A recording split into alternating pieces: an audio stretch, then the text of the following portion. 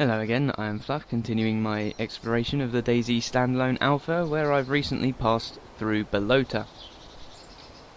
I mainly ended up finding my way here as a result of my map knowledge of Chernobyl having become a little bit fuzzy since I last played, at least with any kind of regularity. Essentially, after setting up shop briefly in the residential area north of Chernogorsk, with all those high-rise buildings, I spotted a few more buildings to the northwest-ish, and decided I'd go and explore. I then continued on from those buildings to see a very familiar sight which rang a few alarm bells in the form of the Balota airfield. My thoughts were basically first, well, this was a military area and I have no reason to believe they've changed that, maybe there'll be some good loot here, and then secondly, and every other person with a couple of brain cells to rub together will have concluded the same thing, so this is likely to get very busy very quickly. Lo and behold, I wasn't disappointed in the least.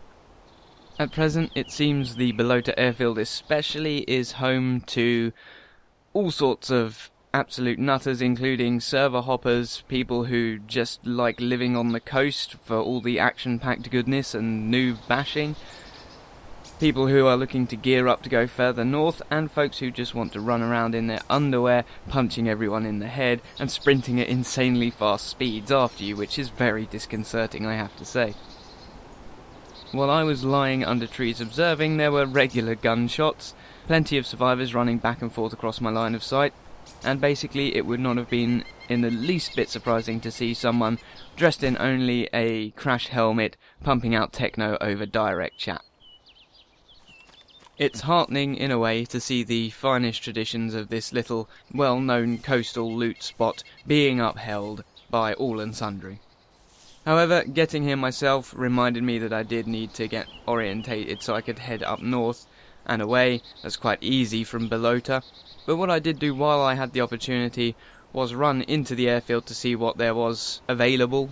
There wasn't much. There was a body, which I looted. The guy had a Mosin Nagant, similar to mine, but he had more ammunition and a scope and bipod. I promptly nicked those, and just as I was going to take his sidearm, or at least the ammunition for it, I was accosted by several people in their underclothes, intent on punching me to death, the aforementioned uncanny sprinters.